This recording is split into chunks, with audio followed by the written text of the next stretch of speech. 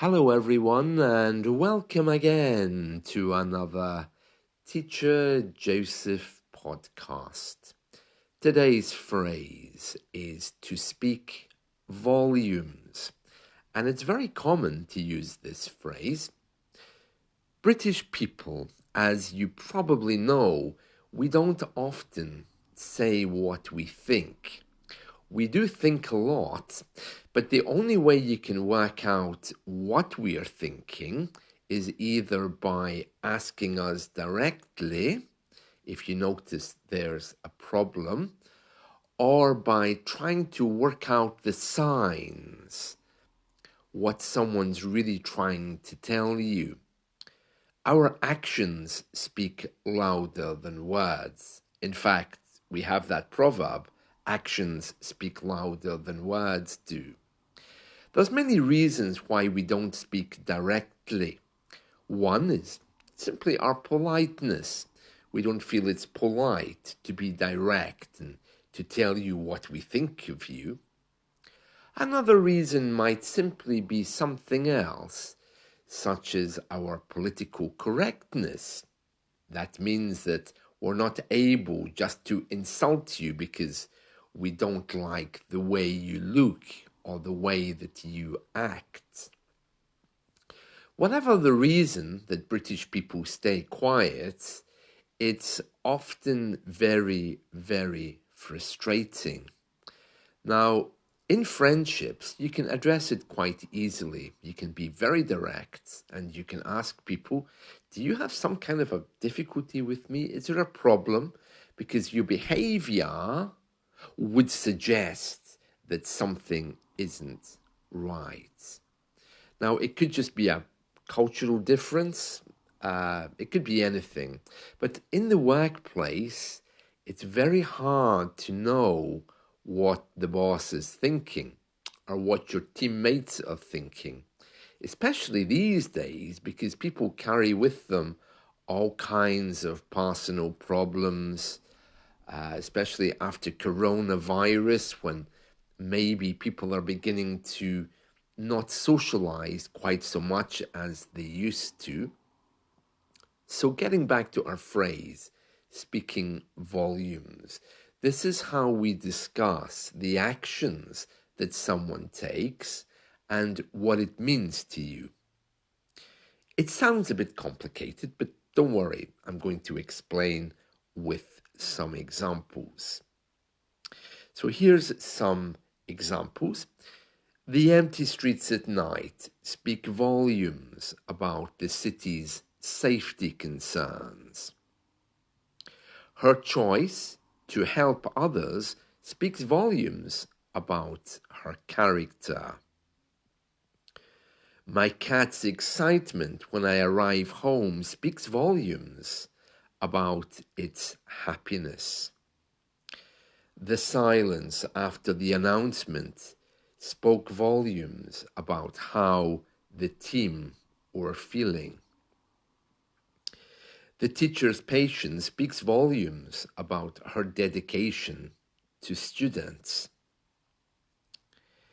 Their long-standing friendship speaks volumes about their loyalty to each other.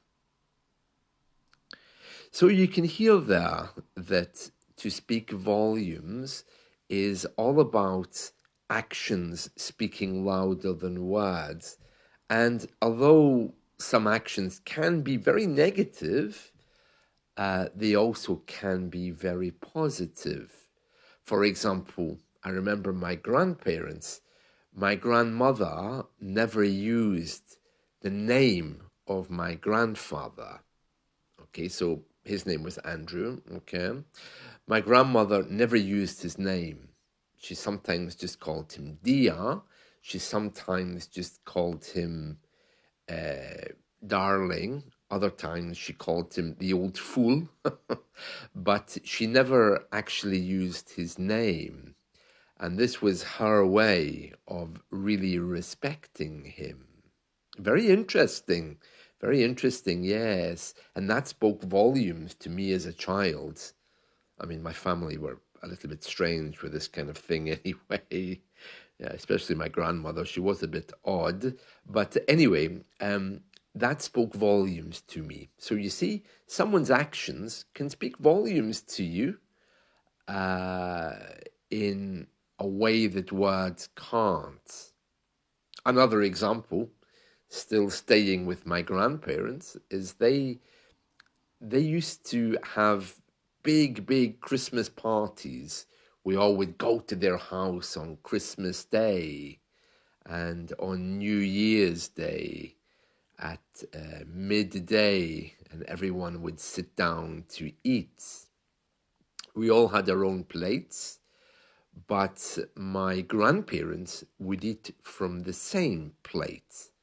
And again, that spoke volumes to us as children because it showed great unity. It showed the love they had for each other. I mean, I can't imagine sitting down with my family eating from the same plate. We have a little cat. If the cat gets there before we do, the food will be gone anyway. So, yeah, I think there would be a discomfort if I was eating from the same plate as a family member. They would always, oi, I want that. Give me that carrot. Where are you going with that? It's mine. You take the meat, I'll take the veg. Was that not what we agreed? So you can hear that times have changed and actions do speak louder than words. So yes, this is the phrase to speak volumes. Now, you can use it in many different tenses, okay? Past, present, future. There's no rules about how you can use it grammatically, but you can't change how it looks. So you can't change it to a volume, speak a volume. It's always speaks volumes, okay? Let's just do a few more examples to make it very clear. His refusal to make eye contact with his team spoke volumes about his discomfort with the conversation. The photographs from my friend spoke volumes about his ability as a photographer. The silence that followed his question spoke volumes about the tension in the room. Her smile spoke volumes, conveying her joy more profoundly than words ever could. Yeah, bosses in the UK are expats. It's smiling at you, especially, if it's a director or a very old man who owns the company. You're all doing very well before he falls backwards onto the floor because he's either drunk or because he's so old. These people don't tend to question what we do. Some of them have very deep insights into respecting their employees, so they don't usually get involved in day-to-day work. The pressures of the boss on how much work you're doing and how the team is performing may reflect in the boss's behavior. If you have a very silent boss and you're not really able to know what he's thinking about you, well, that speaks volumes about his ability as a boss. Some of us have bosses who examine every single little detail that we do, and that speaks volumes about trust, doesn't it? So there's all kinds of ways you can use this, but whatever way you do, it will speak volumes about your communication skills. So, to speak volumes. A few weeks ago, I gave you an update on the post office scandal. This is the one where the post office had introduced an IT system many years ago, and it had some kind of fault in it. And as a result, 700 people were prosecuted for stealing money. Many of them went to prison. I think a few of them killed themselves because our post offices are community hubs. They're operated by local people, by people in the community who should be respected. And when this storm came, many people assumed that there was something wrong with their mathematical skills, because remember, beforehand, people perhaps weren't using computer programs. Some of them quickly borrowed money to pay back to the post office to avoid any criminal action being taken against them. But the end result was a number of people, 700 of them, either going to prison or being penalized somehow, for example, being given criminal records, suffered greatly. These people suffered a lot. So in response to all of this, the government has promised compensation. The government has promised to give a lot of money to the people who've been affected. Now, around 700 of them are still alive. Some of them, as I mentioned, took their own lives because they couldn't deal with the pressure. And some of them complained to the post office that they'd done nothing wrong, but the post office really didn't want to know.